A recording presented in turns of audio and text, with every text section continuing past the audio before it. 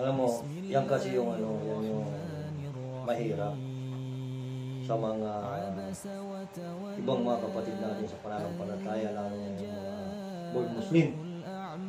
Kasi kung titingnan mo, katulad na ng brother o tol niya, ginabayan sila ng Allah subhanahu wa ta'ala sa mga ganyang edad. Nasamantalang yung mga ganyang edad kung tutusin, nasa ano pa, nasa yung mga gawain ng mga masamundong bagay. Magsaya, bisyo, alas ganyan ang karamihan. Dahil sa gabay ng Allah, nandito sila sa Islam. Pero yung mga iba nating kapatid, na sila ang napakaswerte rin sapagkat sila nagising na sila sa pananampalatayang Islam. Tuwing kalandas, doon na sila nagising. Pero bakit sinasayang? Diyos sa kalokiran, brother. Bismillah. Yo, like. Continue bro. Doon na sila nagising. Yan ang hindi pinapanghinayangan ng mga iba nating kapatid sa pananampalataya sapagkat parang binabaliwala na lang nilang pananampalataya nila. Hindi nila naiisip na katulad ninyo, kayo na ang pinapalit ng Allah subhanahu wa ta'ala sa kanila eh. Kasi sila, sa halip na doon, yung iba kasi, hindi naman lahat, ano? Yung iba kasi, sa halip na sa symposium sila pupunta, o makinig, hindi sila pupunta doon, kaya doon sila pupunta sa unday. Alam mo, unday. Yung gitara na, ano, sa mga Maguindanao. Yan. Kaya mas marami pang tao doon kaysa sa symposium. Kaya yan ang hindi nila iniisip. Inshallah, patatagin pa rin ang Allah subhanahu wa ta'ala sila. Kasi, wala na sinabi ko na halos lahat ng tao, mapamusliman o Kristiyano, ay naniniwala sa paraiso at sa impyerno. Ang tanong, ano nga ba ang susi para tayo makapasok sa paraiso? Kasi hindi na natin itatanong yung impyerno sapagkat ang sagot diyan karamihan talagang ayaw. Wala naman taong pipili diyan eh. Dahil alam nila nakakatakot. Pero ang tanong, anong susi natin para tayo makapasok sa paraiso? Kasi hindi naman pwede na wala tayong gagawin eh. Katulad ng isang dalil, sinabi ng Allah subhanahu wa ta'ala, wa ma khalaqtul jinna wal insa illa liya'budun. Ginawa niya lang ang tao, ang jin, yung mga hindi nakikita, at ang tao upang sumamba lamang sa kanya. So ibig sabihin, kaya tayo nandito sa mundo para sambahin natin siya Allah subhanahu wa ta'ala. Kasi tunay na ang araw ng paghuhukom ay nakakatakot. At walang anumang uri na nakakatakot dito sa mundo ang pwede natin ihalin tulad sa araw ng paghukom. Nakukuha niyo ako? Kahit anong uri na nakakatakot dito sa mundo, hindi natin pwedeng halin tulad sa araw ng paghukom. Mas nakakatakot pa rin ang araw ng paghukom. Para maibsan ng takot na yun, anong gagawin natin? Para maibsan yung takot na yun. Siyempre, ang sambahin natin ang tunay na tagapaglikha. Huwag tayong sumamba sa mga Diyos-Diyosan, sa mga gawa ng tao, etc. At saka mismo ang tagapaglikha na si Allah subhanahu wa ta'ala ay mismo nagpakilala siya sa Quran na hindi natin makikita sa ibang pananampalataya na nagpakilala ang Diyos.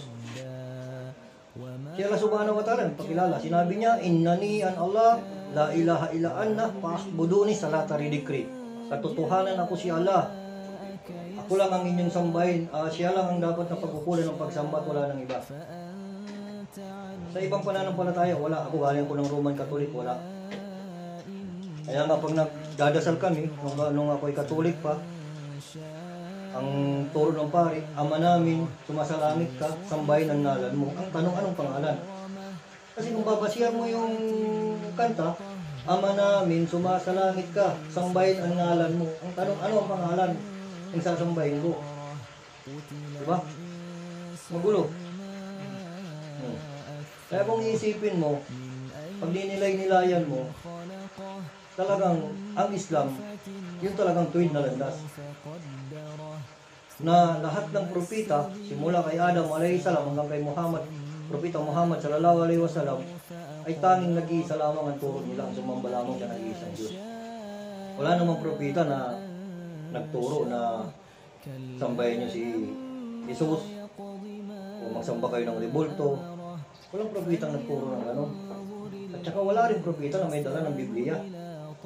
Kahit anong research mo, kahit anong baliktad mo ng Google, hindi mo ulang lalabas ng propita na may dala ng Biblia. Mga pastor siguro, yun, may bitbit silang Biblia. Pero yung propita wala. Kaya nga, kung ating pagninilay-nilayan, sa dami-dami ng mga aya na sa Quran, na paalala ng Allah subhanahu wa ta'ala, kung ating pagninilay-nilayan talagang dapat natin na isabuhay. Kasi sinabi rin ng Allah, kullu nafsin ja'itakul maut, lahat ng may buhay ay makakaranas ng kamatayan. Ikaw, ako, sila. Di natin alam bukas, mamaya, sunod na araw, meron sa ating mawala. Hindi nakakaalam kung yung Allah subhanahu wa ta'ala lamang. Ngayon, ang tanong, anong inihanda na naman natin para sa pagkakataon na yun ang mangyayari sa atin? Yung dahil talagang mangyayari yun at mangyayari. Kaya kinakailangan na paghahandaan natin yun, ano yung makamundong bagay? Hindi. Baliwala yung makamundong bagay na yan. Magawa ng mabuti, okay, yes, kailangan yun. Tinuturo sa Islam yun, tumulong sa kapwa, okay. Tinuturo din sa Islam yun, pero ang pinakang number one doon, ang sambahin mo ang tunay na tagapaglikha. Na si Allah subhanahu wa ta'ala, wala nang iba. Kaya ang itinuturo sa Islam ang tauhid, ang kaisahan lamang ng Allah subhanahu wa ta'ala. Kapagkat sinabi niya sa unang Quran, sa surah Ikhlas, Qul huwallahu ahad, Allahu samad, lam yalid wa lam yulad, wa lam yakul lahu kufuwan ahad. Sinasabi niya na siya ay nag-iisa, wala siyang katulad, hindi siya nanganak at hindi siya ipinanganak. At sa kanya ay walang may hahalin tulad. Ganong kalinaw ang Islam. Sinabi pa ng Allah, Inna lillahi wa inna ilaihi rajiun. Sa kanya tayo nanggaling, sa kanya rin tayo babalik. Kaya hindi lang naman ibig sabihin na pag binanggit mo ang Inna lillahi wa inna ilaihi rajiun, sa patay mo lamang sinasabi yun. Hindi.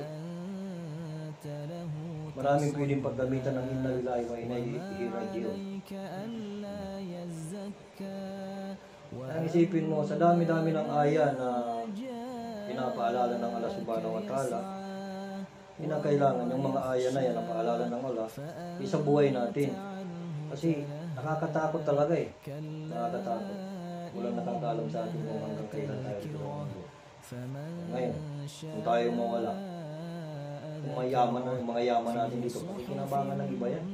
Tayo wala na. Eh anong papakinabangan nung ano natin sa kubor natin, sa ilalim ng lupa? Anong baon natin doon? Habang nag-aantay tayo ng araw ng pag-upo. Kaya kung minsan, pag ako nagmumuni-muni kahit ako mag-isa, nakakaiyak ako eh. Nakakaiyak ako pag kahit ako mag-isa. Nakakaiyak ako dahil sa paalala ng Allah. Oo, nagkakamali tayo lahat. Pero kahit tayo, natural sa atin na nagkakamali bilang mga alipin. Kung kahit anong dami ng mga kasalanan natin, ay si Allah subhanahu wa ta'ala ay kahit anong oras handang magpatawad dahil siya lang ang pinakamaawain at pinakamahabagin. Wala nang ibang mas maawain pa kaysa kay Allah subhanahu wa ta'ala. Tanging si Allah lang.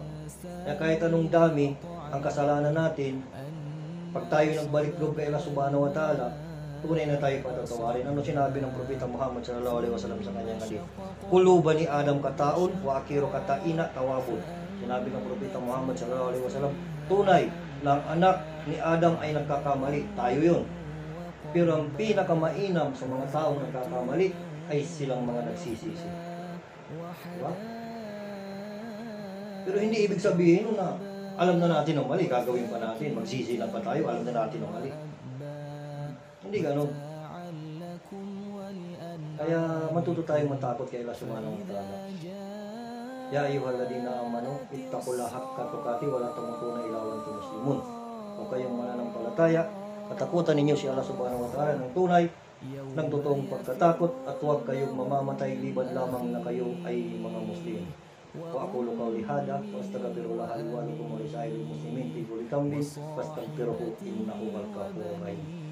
شكرا.